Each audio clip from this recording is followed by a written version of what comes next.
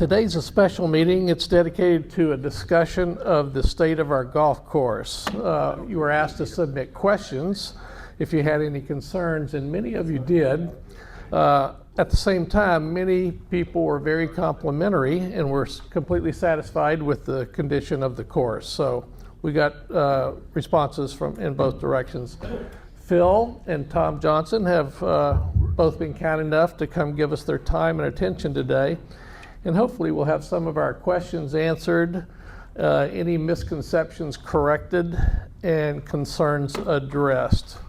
We're going to video the session and audio tape it as well for our snowbirds who have left.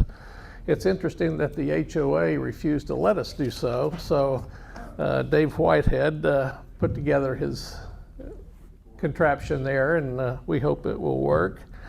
As an alternative, we were going to have Jerry Irwin sketch it like they do in the courtrooms where they don't allow cameras. But he asked that nobody move for an hour, so we nixed that plan. So I anticipate a full meeting, so let's get started. I want to start with a comment from one of the members that typifies many of the submissions, and I'm just paraphrasing. I'm disappointed in the condition of our beloved golf course. The south course is in the worst shape of the 16 years that I have been here. The north course is also beginning to show the same signs of decline.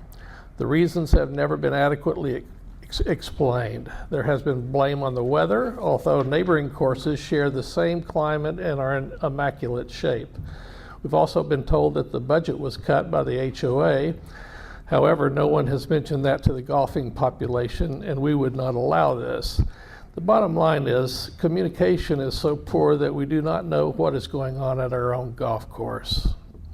So that kind of typifies several of the responses. But let's go on to some specific concerns. All right. Wally, can you put up the first slides? We received the most complaints and questions about the bunkers. Probably 10 or 15 submissions were about the poor state of our sand traps. You can read through these. The liners are not only showing but interfering with play, and furthermore, they're dangerous. At least one person sustained an injury from hitting the liner and had to lay off golf for several weeks. It seems that the current method of just moving the sand around is not working well, and we're wondering what we can do about the sand traps. So, Phil or Tom, I'll let you guys jump right in here. Okay, never sure if these are on. Yes. Okay. Well, I think we certainly appreciate the opportunity to come up here and field some questions. I think we wanted to also just express to you a little bit, give you kind of a little bit of a background story on the demanding season that we've had. I did get these pictures and I got some questions, and Tom and I have had an opportunity really over the last couple of weeks, and really over the last week since I got the questions from Mr. Gibson. And I think there's some things that we're going to be able to clarify for you today, some things that you may or may not agree with. But there, as I always explain, and had a 4-hour food and beverage committee meeting, 3.5 hour, where's Mike, 3.5 hours, food and beverage committee meeting. And I always say it's not an excuse, it's an explanation. And so that's how we want to come to you today, is not with excuses, but explanations. And so a little backstory. Tom has been here now. This is his first full overseed and his first full year. And I got here in middle part of September, really on the heels of the start of the season. So we've got two great golf courses here, the north and the south. The north course, obviously, as you know, in design, award-winning, and just a great golf course to play, and the south course as well. We played approximately 30,000 rounds from November to April when we opened the golf course, the south course we're talking about specifically, and that's significantly up from prior years. And so there was a lot of volume on the golf courses. if we want to kind of start by going through these pictures, and the first topic is to discuss the bunkers. What we'd like to kind of do is toss this back and forth, and again, I have kind of a hard stop at 8:30. I've got a meeting over at the HOA. I can be a couple minutes late, but I want to make sure that we get as much information out to you as possible. But as far as the bunkers go, if we look at these, and I did get these pictures, and as we kind of go through the pictures, I was a little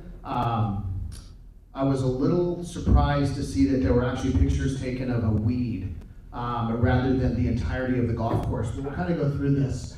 But this bunker liner, I think Tom will have to pick up here in just a moment. The strategy on the bunkers, specifically on the south course, is that as the bunkers get thin, and certainly they have been this season, when were the bunkers renovated here and redesigned? How many years has it been? Couple, 2 or 3 years? Okay. And so, 6 years? Okay, 6 years. We're aware of the bunker liner issue, and we had communicated, and this is probably where we have to learn a little bit more, is how we better communicate, being this is our first season, back to this group. And so is it via the website? Is it via the View article? Are they e-blasts? We're not really quite sure how to do that.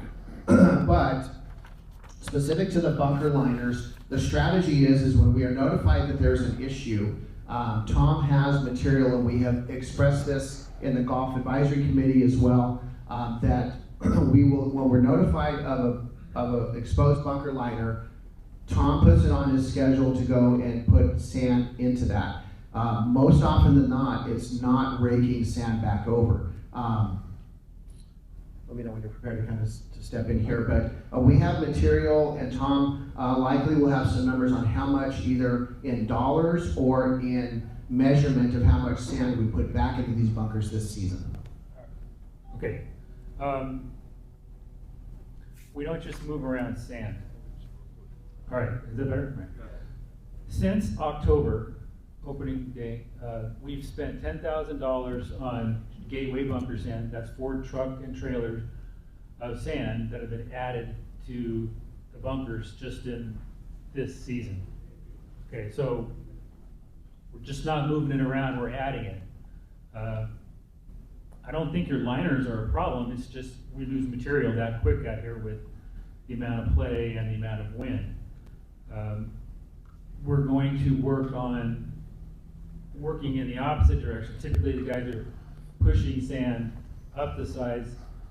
We're going to start pulling sand down towards the base, and hopefully the liners won't get as exposed as quickly as they have been. So we're not just moving it around, we're adding material, a lot of material, every time we hear about a liner or if we notice it ourselves. Okay. Is there any limitation on the amount of sand that we can get? Is there a budget there? Are we under constraints? That's an increase in the budget from the previous year. Okay. So I asked for more dollars. Okay, and good. The HOA gave it to Okay. us. Okay, I'm going to keep moving us here if you guys have to leave in 20 minutes. So let's go to the next issue, and that's the rough. Many submissions concern the large patches of dead grass and exposed dirt along the sides of the course, the cart paths, and along the pony walls. I understand that we voted to go dormant, but not dead. Cosmetically, this makes our course look more like a cow pasture, and I can't believe that it's helping our house prices and protecting our investment. What's the reason for all this? We've probably got 3 or 4 pictures, but this is an especially egregious one. I mean, look at that. It looks like crap. But anyway, what's the solution? What's the reason and the solution? This is on 13 looking across the pond, but it's everywhere. Okay, this, before I got here, this is a pre-existing condition. before I Right. got Oh, here. yeah, yeah. Okay. Most of these are. And this We is- know, yeah. And this has been going on a long time, and that's irrigation, just plain and simple. So I get 2 complaints. Either it's that, or I'm getting water on my windows. Yeah. All right, and I get a lot of that right now. Yeah, sure. So I'm out there aggressively trying to water right now, and a lot of that is repair. Valves that aren't working, or stuff that's not extending where it's supposed to, because perhaps someone has stepped out in their backyard and said, hey, I need that away from my pony wall a little bit so that I don't get, So I'm trying to keep two different groups of people happy. Yeah. In the Golf Advisory Committee, we talked about this, and I said, you gotta pick one. What are we gonna do? Are we gonna water these walls, or are we gonna not? And they gave me the green light. Turn on the water. Excellent. We'll deal with The homeowners. the homeowners. Yeah. Okay? That's kind of been hit and miss, right? Well, just give him Scott's phone number, he'll take care of it. There you go. So, yeah. A lot of this stuff is working now, and I think you can notice that the water is on. We have noticed that, yeah, over the last few weeks. When I first got here last year, I didn't know exactly how the programs were set up in the computer and what ran what, and so this whole year I've been figuring out what's going on here. So, and that was part of it. That was Okay. probably one of the first things I heard about was hillside. Okay, so we've got a plan for this and, Well, the plan is to get the water on and keep it good, on. excellent, It's okay. unrealistic to think that I'm gonna throw a bunch of sod up there or anything like that. Let alone if the irrigation's not working, then you're just wasting your money because it's just gonna die. Sure, sure. So, the easiest or the most realistic route for me to do is to make sure we keep watering it so that stuff, Mhm. the grass will shrink and eventually it'll thicken. I've got seed, I'm trying to seeding on 10 right now, trying some different things over there. That particular type of a hillside is hard to water, especially at the top. Right. Because the irrigation doesn't, you want to hit head-to-head irrigation to grow the grass. It works that way down on the fairways and stuff like that too. And just, it's really tough in those particular spots. And there's so many heads. About the 10 yards from the pony wall to that's all irrigated with smaller heads, about 2,500 different heads. It's hard to maintain that many heads at the same time. That's the same amount of heads we have in the rough and the fairway too. So it's kind of like 2 golf courses more or less. So my irrigator's time gets split a lot just working on those exterior areas of the golf course, and not where I'd rather work is on greens and fairways and tees. Yeah. So I really wasn't too involved in the budget conversation this year because I was so new to the property. And so they were kind of going with what they used in the past. Phil and I will, Phil, this is for sure too. I'm gonna have suggestions and what I think it's gonna take to keep on top of this, keep on top of So let us know if you need landscape more on the voices. north. I mean, there's just, Yeah. I have my opinions, I'm gonna tell them to Troon and Good, okay. and they'll present to the board. Okay. And this next pictures go along with that same issue. It's the fairways. Again, many of the places in the fairways are barren, and especially some of the approaches to the greens. I'm sure this is the same issue. It's just a question of getting out there and watering it. Is that correct? More or less. It's not, part of the thing that I had to figure out here was their oversee program that was pre-existing in the computer, the central controller. A lot of those areas are along the exterior of the fairway and in the edge of the rough. A lot of those heads are not included in the oversee program. So I've actually started rewriting the entire oversee program, which will include a lot of these rough edges in the program, so that actual rough heads are watering, the ones that hit the fairway, like what you had up in the picture right there. That's simply a station. That was what, number 2, I'm assuming, right? Wasn't even in the program. Typically, how this has been done historically is the guys who are the irrigators have just been watering the heck out of this golf course all through the day. And I've stopped that. I think the place was wet when I got here. There were areas where we couldn't mow because there was so much water in the fairway or around the tees. So this is kind of a result of my decisions, okay? So, yeah, was I happy with the overseed? As far as like getting things firmer and faster and you could drive anywhere out here? Yeah, that was fine. But part of what my decision was you've got these drier areas on the edges. I'm already addressing that. I was happy with the course, the way it played, but like you, I probably really wasn't very happy with the way it looked. Okay, next slide, please. Next are the weed issues. Next. There we go. Especially the hillsides, but on the tee boxes, the fairways, there's just weeds everywhere. I know that geese love it. They seem to prefer the weeds, but it's certainly not very aesthetic, and these are weeds in the waste areas. The weeds are everywhere. Is this just a problem with having the manpower to get out there and address the weed problem, or? More or less, yeah. Okay. It's not so much money as far as pesticides or herbicides, it's manpower. Okay. If you look at the budget this year, I've been down all year long. My labor dollars are way down. For half of my experienced crew left about 2 weeks before he overseed. A lot of what we did was with guys who've never thrown seed before.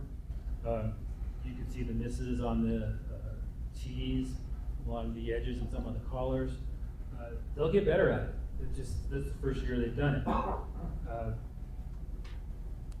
So that's kind of a training issue. Training, getting experience. Okay. Hopefully I can retain the people that I have right now. Okay. I'm one man short right now. Okay. So it's just taken this long to get to that point. Okay. Wally, let's move on. Keep going. Oh, this tee boxes. Again, a lot of complaints that the tee boxes are not only unlevel, they're not mowed consistently, and several have a lot of dead spots on it. This is, the last one was an example. I guess this is number, what, 10? That's number 10. Yeah. Any plans to address the tee areas specifically, or? Well, that's the overseed program. Oh, okay, so that's That just a holdover from particular that. tee. Okay. That's, not all the tees are like that. No. It's my intention we didn't aerify them over the summer. I don't get the impression they get aerified a lot. There's a lot of maintenance stuff that I'd like to do this summer that hasn't been done historically Okay, here. so it's on the list. It's on the list, Okay, yeah. gotcha. You're gonna have to be comfortable with it. Okay. That tee box was fertilized, but you didn't open up. People kept playing on it, and that's why it looks the way it looks. Yeah. You're right, I could have shut that tee down. What, can't you hear me or him? Say it again. Hold the question. Oh, the questions you can't hear? Oh, Tom, you can't hear? It said, yeah, I should have shut that tee down. Okay, let's go on. The waste areas. Waste areas are all filled with weeds, traversed by gullies from water runoff, and are often used as just high-speed highways by the maintenance crews in their four-wheel vehicles. Here's a few examples. Let's see what else we got here. Here's tire tracks. They just race through these areas, and they really look pretty horrible. Is that just a manpower issue also, trying to get the weeds out and keep Correct. them? The landscape here is, Okay. You can't get to it. A lot of it, the other stuff, that's just cart traffic. Okay, and the cart paths like this, most have areas of dead grass and exposed dirt from overuse and poor management. Here's an example. Any thoughts to extended use of roped off entry and exit areas, to limit where you can egress the? Entrance gates and exit gates? Yeah. There are a I few can we've do seen. that. I mean, you guys wanna do that, I we mean, can do that. but well, look at this. Wouldn't that help these? This is one Well, that yeah, does you follow 'em. that. Well, you'd have to Okay. follow them if there's ropes up. No, I mean, you're the guys that go in and out of the fairways more than the guys, so, I mean, I've done courses with Right. kids and Would that help this particular problem, I guess is what they're asking.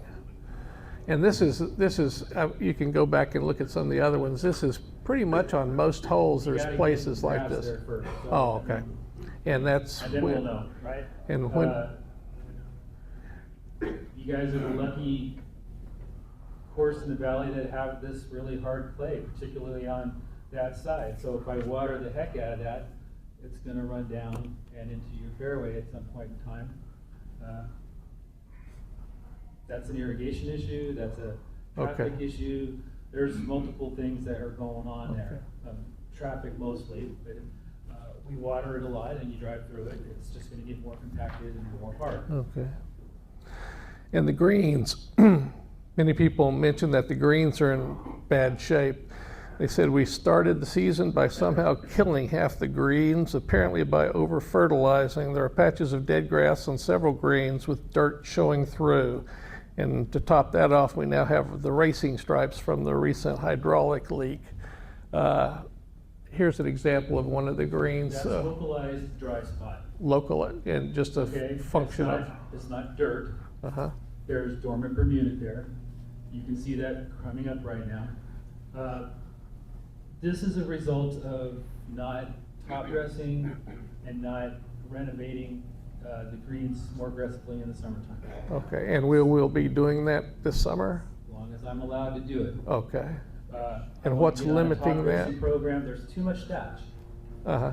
Okay, I need to top dress probably every week, every other week, probably starting as soon as May. Okay. But that's gonna be, you're gonna be putting on sand. But that's what we need to do to get these greens to drain better with cold water. I can only run maybe 3 minutes of water on these greens and then it got standing water. Yeah. It should just be flowing through. Yeah. Well, that's not going to hurt our putting anyway, putting on sand. So I've seen these guys. A lot of the things that I see here are maintenance issues that haven't been enforced consistently. And it's aggressive maintenance issues that are inconvenient for Okay. you guys. Aerifying, like that spot on number 2 that you showed on that. A lot of these spots are ridges that are like that. I should be punching holes like crazy on that kind of stuff all summer long. I should be tearing this place up all summer long. It's gonna make your play in the summer stink, but it's what's best for your season, the way things go all along. So, absolutely, and I'll plan it, and just,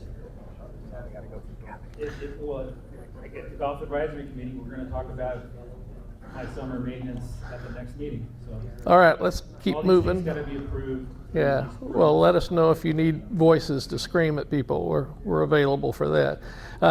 Another issue was with the maintenance department, just like with the hydraulic fluid. Is there a maintenance/oversight problem? The maintenance crew, on any given day, they're racing around in their four-wheelers, jumping curbs, tearing through the waste areas, and seem to have no regard for the damage they're causing to the machines and the course, or the golfers. Another problem is you have polar opposites. Some people will sit and wait all day for you to play through the hole and not get any work done, and others will race right by you in the middle of your backswing on the tee box. So I'm sure it's a fine line you have to watch. Sure. Another concern is people standing out in the middle of the fairway when you're hitting your drive, with no regard to their safety, and the ball's coming at them. They don't move out of the way. They keep doing their work, which is admirable, but at the same time, it's a little dangerous. And a lot of people are concerned that there's going to be an accident and liability and all the associated things. So is there a training program for the maintenance crew or any way of? Standing in the middle of the fairway? And yeah. And What are they doing? when we're driving, they're out there at the first trap, edging and yeah, easily in reach. In fact, right in the middle of where my ball always goes, right in the middle of the sand trap. So I mean, they're in danger there and don't seem to care. Or Let me take this one if I can, and then Tom will probably come back. This I've been doing this a couple years, and I think this is what I always tend to, this is kind of the tug of war of properties that don't close on any one specific day. And for those of you that were, everybody who was here all season, we made a switch somewhere mid-season to go back to reduce the amount of shotguns and go back to a split tee. And so in these properties and doing 30,000 rounds in that short period of time, there's a lot of volume out here. And so I wanted just to briefly talk about, and I can run just a couple minutes late, by the way. Okay. I already let them know. Is the staffing ecosystem that we have. I think a lot of the challenges that Tom has faced is due to kind of the high turnover that he's had. Many of you, or most of you, are retired, and you retired from something where you did something very successful. If you employed staff members up until about 4 years ago, and you're not employing staff members today, we're seeing it in food and beverage as well as grounds maintenance. We're having a hard time getting associates backfilled into just our current staffing levels, much less competing with a lot of the other properties in the area. And so we made a switch mid-season to go into a split tee scenario so that Tom and his crew had enough time to get through and get some of these things done mid-season. He's already talked about what he's going to do in the summertime. We also made a switch to take about 15 employees that were part-time employees.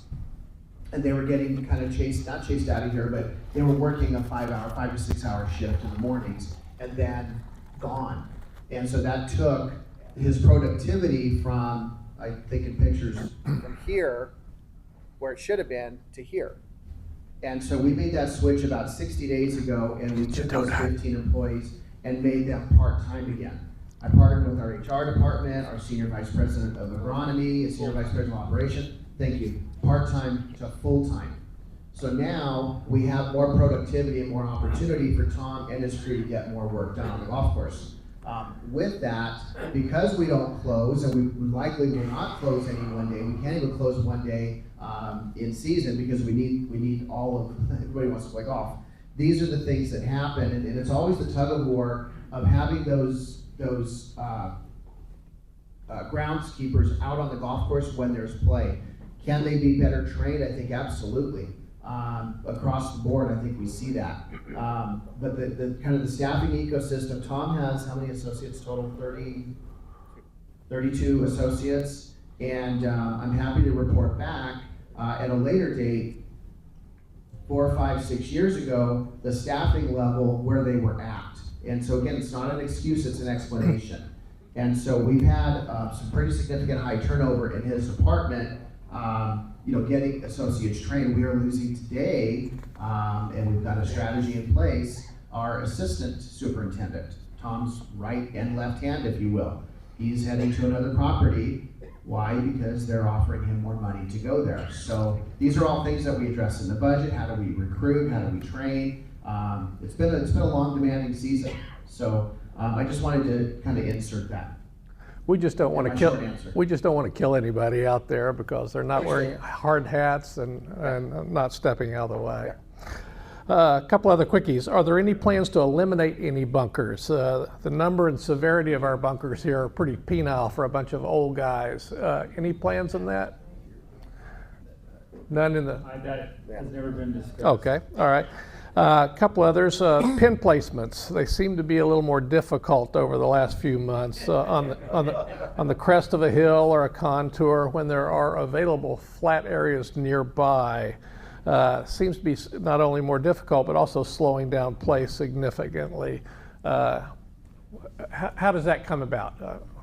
Well, okay, you got new guys doing new jobs, right? Okay. And they're not golfers. So Neither are we. it's my intention to, like, in the men's club event where you had the pin placement sheets, make a simple one for these guys so that they'll have something to go by on a, red is this on number 9. white on number 9 perhaps is a lot skinnier than, you know, on another course, you know, because you got the Right, slope, you know. right. Just so that they have some sort of guide to use when they do set up, and I don't have to sit there and babysit them while they do it. I'll do something like that. Okay, all right. A couple of others, possibility of obtaining benches for the driving range. Some of these guys say they're getting a little older and need to rest even while they're warming up or practicing. Any possibility of that maybe? Yeah, let me take that one. So this was a topic in our GAC meeting Good. this month. And we are obtaining quotes. We did table it for the short term, but we are aware that there are some requests. At the time when we discussed it, we had one suggestion to do it. If it's more than that, Scott, I think maybe we look at it. The reason we tabled it, it was one that does present some challenges with Tom. We want to make sure it's the right bench, and so that he has the ability to move those benches and make sure that we're still maintaining the driving range. I think with anything, if it looks like it is an issue, as we work positively with all of our committees, including GAC, they're very intent to listen to the concern, and if it's the right decision, to do that. So Okay. there's been some discussion on sunshades in the summer out there as well, but it is being discussed. Oh, great, thanks. Short answer. Yes. Just real quick on the bench deal, we were informed by the board liaisons at the GAC that budget is going to be tightened, so probably not a starter for this year anyway. Okay, all right. Can't they just bring their own chair if they want to sit? Bring Uh, a portable chair. Yeah. Another huge concern is how are we preparing for the new Pulte subdivision coming in across the street? Any thoughts about an ad hoc committee on how that we're going to approach it with regard to the golf course and shadows? Yeah, we're as far as shadows goes, I know that there's a subcommittee, and Mike Becker, our food and beverage committee chair, is here.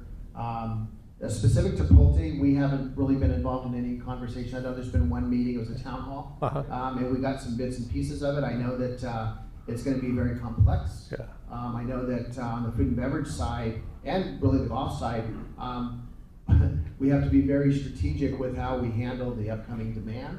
I know that there's been some discussion on the golf side, because this is the golf group, about protecting the resident play here, and that's likely done through booking engine and rate, or booking window and rate, to make sure that the rate is protected for the residents.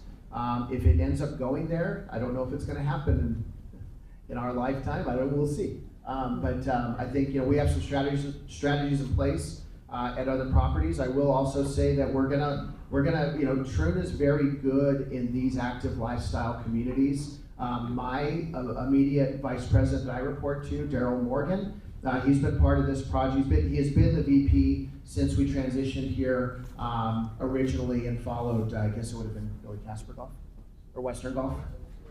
And he has 11 golf courses. Most of them are in active lifestyle.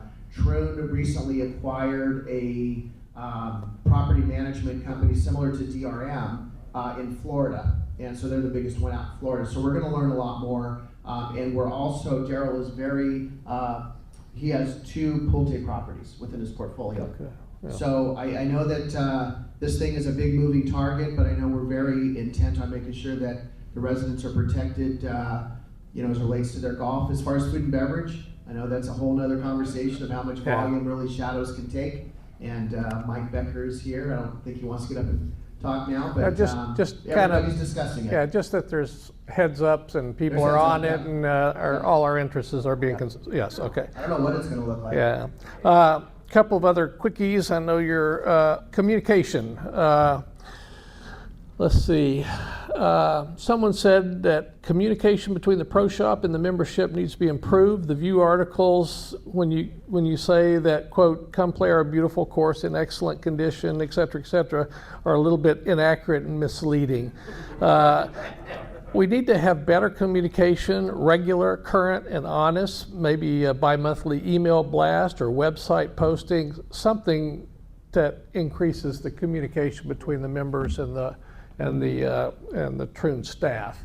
So I don't know how to do that, whether it is an email blast or an article on the website, but some way to, like the hydraulic leak. All we heard that, yeah, we had a hydraulic leak.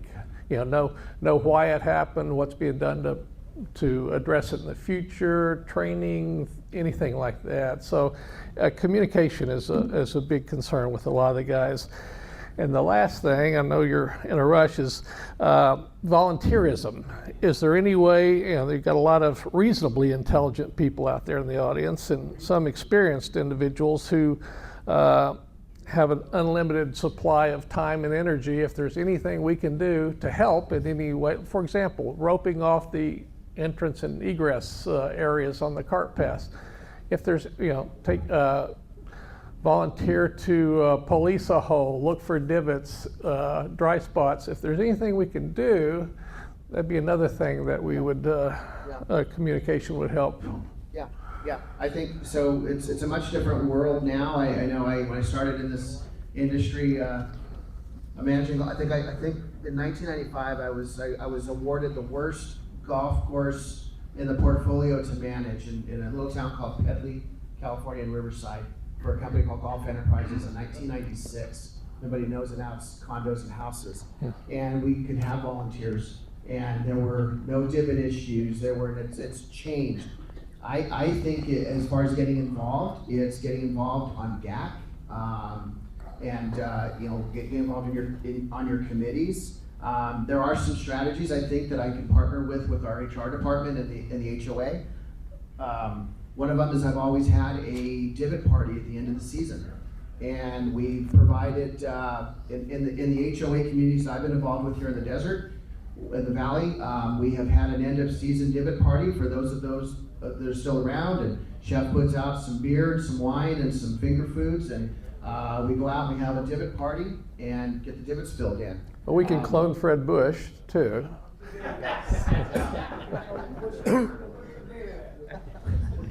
The free beer was yesterday. Yeah, exactly. So again, these are all programs that we will put together, and so as it relates to kind of roping and staking, likely wouldn't be able to do much of that, but I think getting involved in the committee and self-policing really out there. I think that's one of the things I wanted to mention. Was there anything else on the list? No, go ahead. Okay. You're up. So there were a couple things that came through on this document that I wanted just to address. One of them is, did the HOA cut the budget? The budget was not cut. We run a budget, total budget, I'll just round these numbers, $2.4 million. That's up from prior year actual. So we're budgeted to spend more than we spent actually in 2022. Payroll makes up $1.3 million of that. Repair and maintenance, $750,000. Operating expenses, $90,000 to the total. That's the 36-hole property, by the way. Everything rolls up both the north and the south. Okay. Currently, right now, and I wanted to, maybe I'll address this now. We can go here first. Repair and maintenance. So this is through this year. There has been some comments about underspending to the budget, and Troon is very fiscally responsible. This leadership team that you have on site, between Tom, myself, Chef, we are very in tune, and for those of you that are able to sit in the committee meetings, I personally am very numbers oriented, and from payroll to expenses to our weekly checkbooks, and I don't know if there has been some inference that we are not spending money to the budget. The only line item that's down right now is in the utilities by about $22,000 to budget, only because Tom is, as he had mentioned, looking to really be more responsible with the watering patterns. And so there are some forthcoming water restrictions, even though we're out of the drought, and I don't think it's been announced yet. I don't think Newsom has announced that we're out of the drought yet. We're not sure what the water restrictions are going to look like, but in advance of any water restrictions, we're kind of getting ahead of it. Tom made the, let me go back here. Repair and maintenance costs, we are right in line, we're about $3,000 over. That's all coming through irrigation, repairs. So Tom's in the process now of going through and getting, irrigation heads and a lot of those types of things. Again, his philosophy and strategy, and it was supported, just before we reopened, at course opening, we had our director of science and agronomy, that's been with Troon for over 20 years. He was out, we drove the properties, we looked at the overseed. The strategy was that we run this golf course firmer and faster by water control. And so I look at all the surveys that come in, and while it's true, this golf course was clearly perceived as not being as pretty, and it wasn't as pretty around the edges. I tour these properties. This is my 6th property in the desert that I managed for this company. And so while it wasn't as pretty around the edges, it played firmer, faster. That was by design. You see the byproduct of that. You see these dry spots. You see all of these, and Tom is addressing it. So one of the questions was, what is the plan going forward? Tom expressed it. It's for him to really dig into the overseed program. I want to make sure that everybody kind of understands what that means. That means that there were heads in the program that were not either written into the program, so they didn't come on, or they weren't at full, I guess, kind of volume, if you will. So he's spending the time to go through there. A superintendent that the easy way out is just to blow water all over the golf course and turn the water on and deal with what's left. And I think what you had in previous years is you had a lot of wet spots. The golf course was lush and green, but you had those types of issues. So that was a strategy, and he's really trying to figure out where to find the middle ground there. There's some other things here. The seed rate, making sure that the seed rate, we spend $195,000 a year budgeted for overseed. We don't know where the seed price is going to come in this year. But again, it's making sure that we're applying that seed rate specific to what the budget is. We didn't, that doesn't deviate.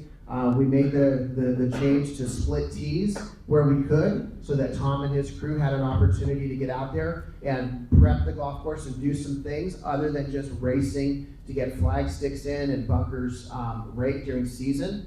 The other thing too, I think that we've noticed, and we're gonna discuss this kind of in GAC, I saw this all season long.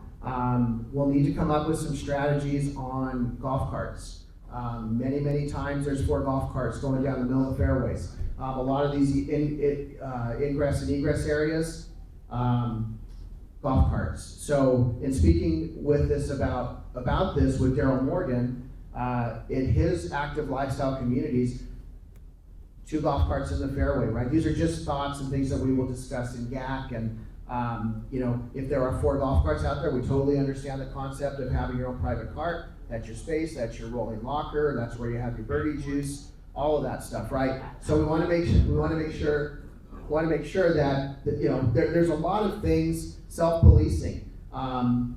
We had a lot of feedback, ball marks not being repaired, divots not being repaired, all of these things kind of aid in all of that. So it was a long, demanding season, and I know that there was a lot of frustration. We're equally as frustrated.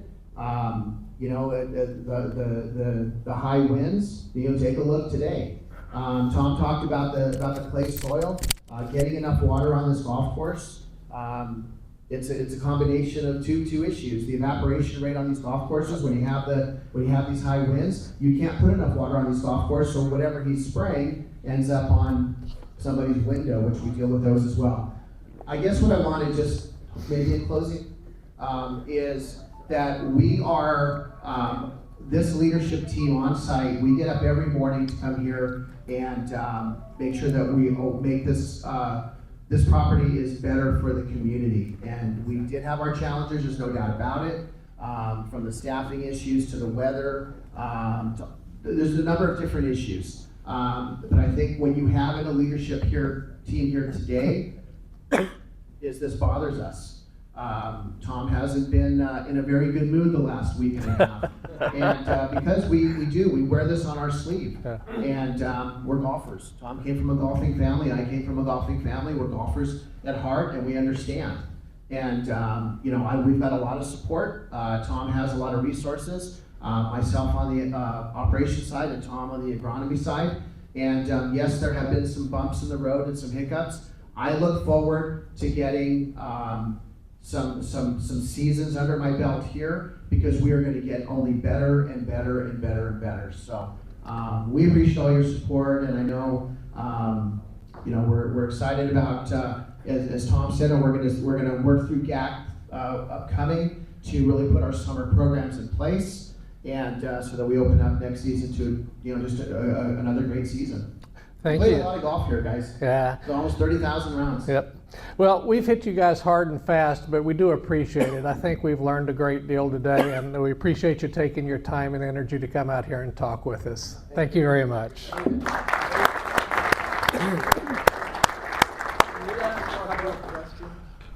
Well, we don't have time for much, but maybe one or two. What, Clyde? And I can't speak for everybody else. Many of us go away for periods of time during the summer. Would 1 month closing the golf course assist in order to refurbish it to a better degree? Are you crazy? I'm a summer resident. I live here year round. yeah. I wouldn't mind having it closed for a month. But that's personal. Yeah.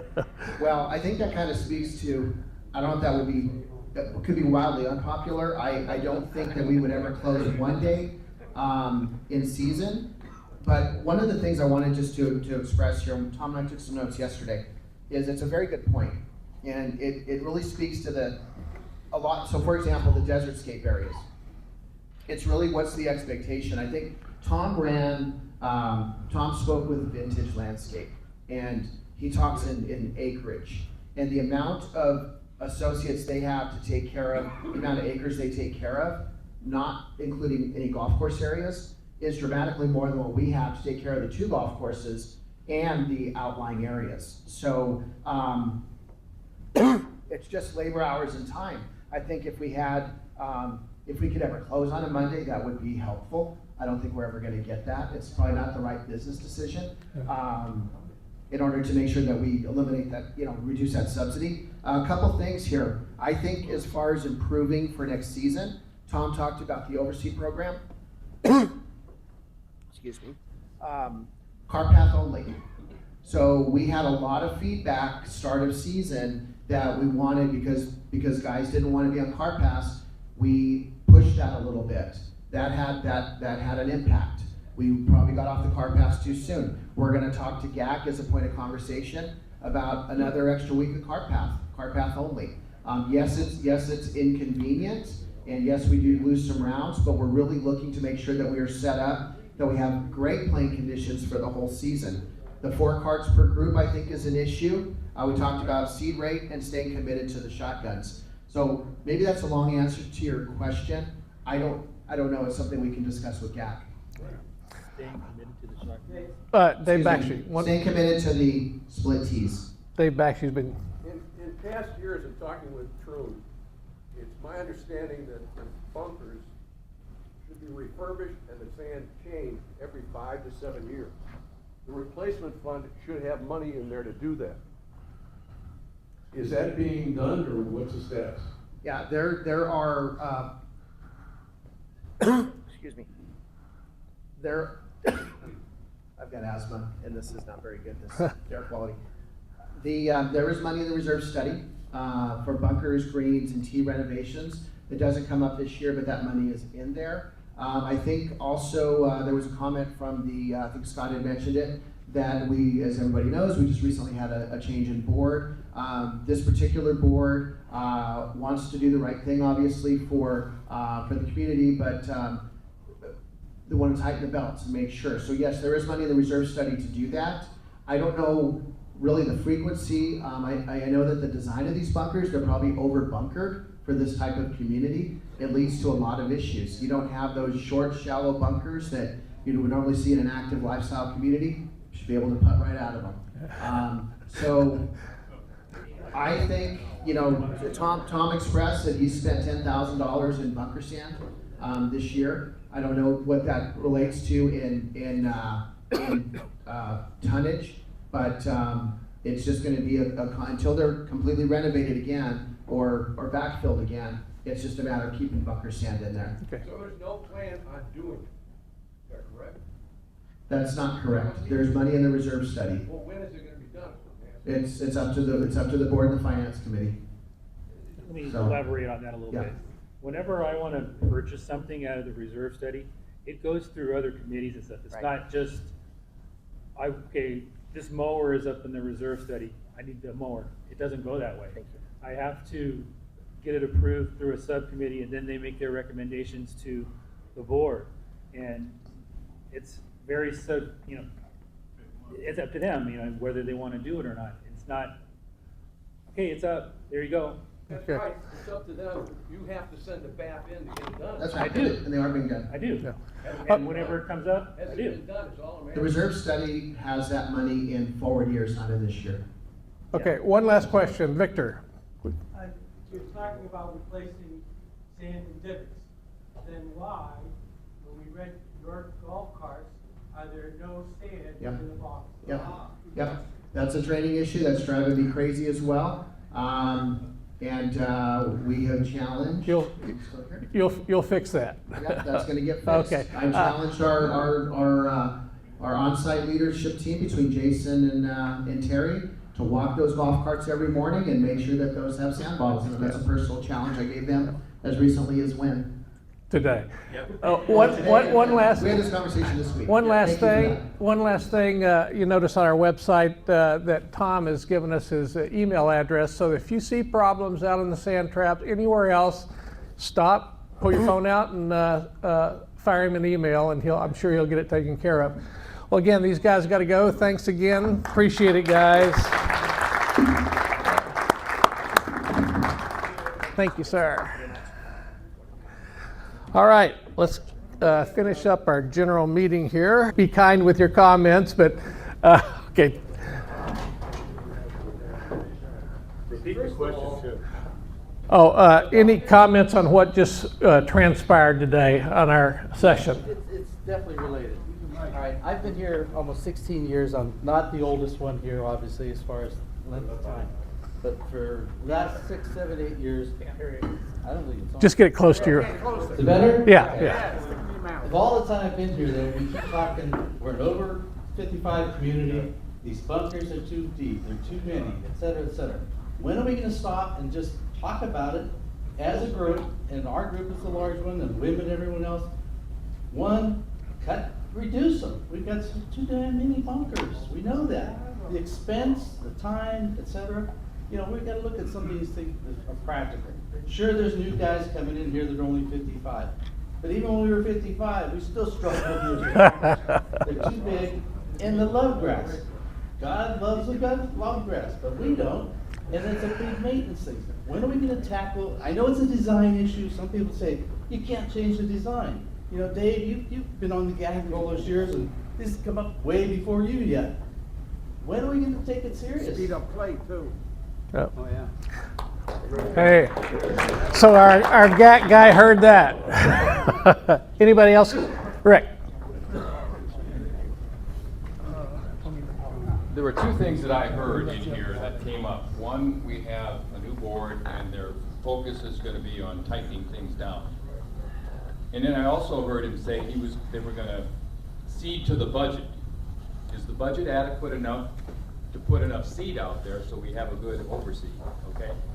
So I think there are two issues in my mind. One, they said staffing was short. They don't have enough staff compared to the other acreage benchmark they were looking at. So we have the staffing issue, which would mean if you hire more staff, you're gonna have to pay more. Another thing is staff is leaving, which means we're not paying enough. And, thirdly, maybe the budget and the plan that they have right now is not adequate to maintain our course. So something needs to change, or we're just whistling in the wind. You're right. That was one of the items we had here. I mean, do we need a bigger budget? Do we need to raise the green fees? I mean, there's multiple ways of raising revenue, and I don't know them all, but I mean, assessments, there's every which way. And I agree with Rick. I think it sounds like it's a question of money, and whatever it takes needs to be done. I too have been here 16 years. Close, just get it real close to your mouth. I too have been here 16 years, and I remember when I first came here, the roof were green, and they were attracting buyers to come in here. And then they said that there was about $100,000 a year for overseeding on them.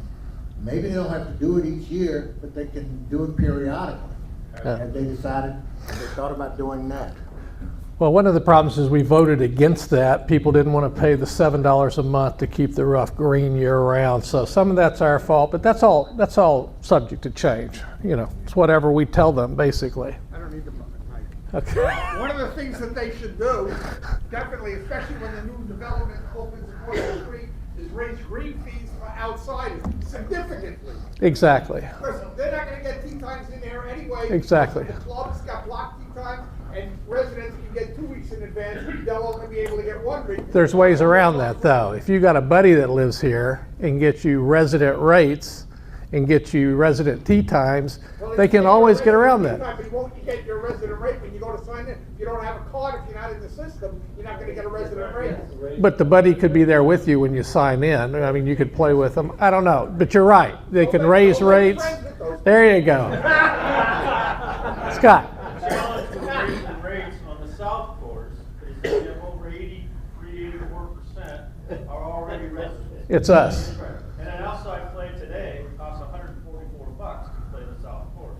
Now on the north course, it's like 65, 66% of outside play over there. We are getting actually pretty good rate. But to raise the rates on the south course really doesn't get you much because we're already using them all up with the residents. Yeah, we have met the enemy, and it is us. So, any other questions? Hey? I said, worrying about the Pulte development, it's not gonna happen this year. Yeah. We're doing that for a long, long time, years away. Any other questions? All right, let's get back to the meeting. How about approving the minutes from March? Do I hear a, Rick? Just wanted to let people know that between Dave, the 2 days, and today's meeting was supposed to answer a lot of questions. And our board was invited to show up here at the meeting. They declined. And we listened to guys here struggling, and they didn't want to say anything about budget cuts or anything like that, but it was sure alluded to. Our board should have been here to answer our questions. We vote those people in. They needed to be here if they weren't. You have another meeting. Any other questions? All right, well, this was a long meeting, but we appreciate your attendance and attention. And again, October will be the next one. Any questions over the summer? The board's available by email, so have a safe and fulfilling summer.